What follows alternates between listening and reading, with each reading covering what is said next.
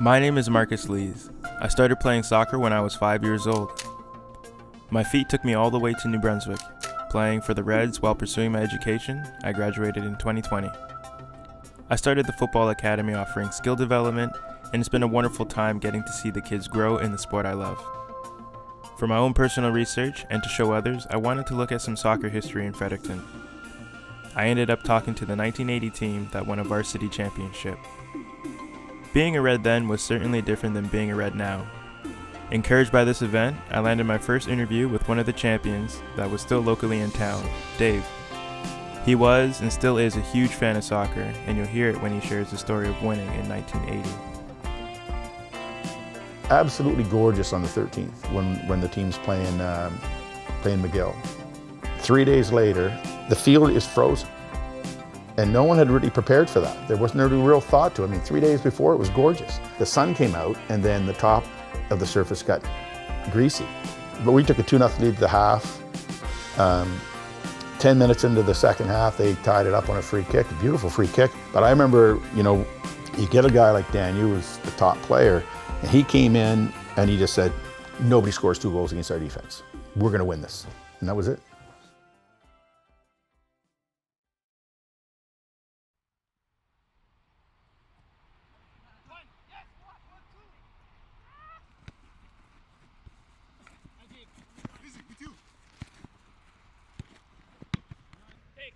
Take.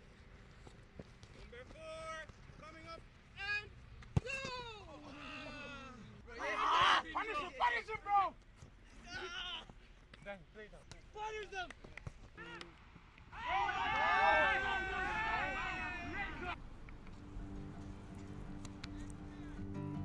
For many people, this past year has been really difficult with many uncertainties amidst COVID.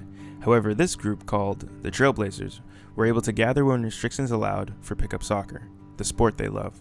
5 to 7 times a week, they got together, made their own rules, picked their own teams, and just played soccer. So losing yourself in a game or even at training, that's a really cool experience. And that's what we all play for, I think, is that feeling. It's feeling connected to myself. Like, I feel like I'm alive when I play soccer. Like the sensation when you play, like when you're enjoying, there's nothing else on your mind, just that very moment right there. You don't realize how much you miss soccer until you go 5 months without it, and then you kind of get a little itchy to get back on the field. So yeah, I'm excited and happy to be back. I saw a cousin of mine one day came over to my parents' house after playing soccer and had a soccer jersey on, and I liked the jersey. I said, why does he have that? And they said, well, he plays soccer. I said, well, I want to play soccer. I want that shirt. So it got me into soccer, and I was probably about 8 years old. Soccer is what really spoke to both of us. And we would sit down together in the living room, watch a Chelsea game, or like excited for the match. Like there's Europa League games going on at 2 o'clock and I'm ready to go. I'm ready to watch this. Like Ella said, like adrenaline and like playing against other teams, like you learn from it. It's like life lessons and you're just like moving around, but it's also like fun. You're with friends and playing. I didn't have a lot of kids traveling out to me, or if I didn't catch the ride in town, I was out at home all day. So, just developed a love for the ball, and by chance that starts to translate into what you're doing in the games, and everything just started to become a heck of a lot more fun, and I grew a love for the game just through a development of love for the ball. When we were a kid, your best gift should be soccer boots, cleats, or like soccer ball. Yeah, your dad will buy it for you, your brother will buy it for you, and when they buy you jersey, you become more than happy. It was so special to hear everyone's uniqueness on what soccer meant to them. It seems rooted in overwhelming emotions. However, with that joy, there was pain, challenges, and most importantly, barriers as we dive deeper into the perspectives from soccer players to coaches and as the organization. Just kind of a cultural thing, like the emphasis and the funding and the resources that we have here are good, definitely, but they're just, we just don't have the means that some other places do. Since a lot of the training is very team-oriented, then your own personal development, you kind of have to do that on your own. And In the winter, it's very difficult to do that on your own because you don't have the space to do it. I don't know, I wish we'd have more in the winter, more places to like practice so we have more time, because in the winter we have less. It doesn't give you that because everything is open, bare, and like the atmosphere that encouraged us. The culture and the attention around the game here just isn't as strong as it is even in other places of Canada. You know, we run 12, 13, 1,400 players through the summertime. And, you know, in the wintertime, we run programming focused on kind of 200 to 300 players, right?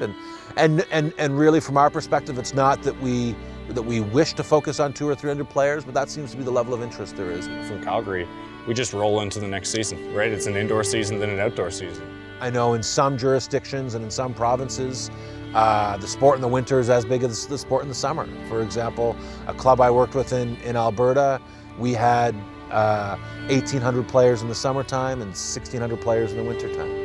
And a small shift, but many players kept coming back. And in Fredericton, there hasn't been that same kind of global desire to play soccer all year round. I think the winters, we do a good job with what we have. I think we create, you know, meaningful training programs and try to create some competition for people. But, you know, it's kind of almost just a waiting game. You know, do what we can to train to be at our best, but, you know, make sure we're just ready to go for outdoor season when it comes. Whose obligation is it to provide them with more? Is it the club or the association that they're involved with? Is it them and their parents that can go and seek those opportunities? Do we play a bigger role, or can we play a bigger role in achieving that? I think absolutely. How? I don't know. You know, I don't know. I don't have an answer for that. I came to understand that these barriers not only affect the soccer community, but sport communities throughout Fredericton in general. So we try to look past that and to focus on what was specifically a barrier for soccer. I would say, you know, in my opinion, the Canadian soccer pathway bypasses the Maritimes in large part, in that we don't provide quality opportunities for our Maritime and Atlantic Canadian athletes to really succeed at a national stage with the national team programs.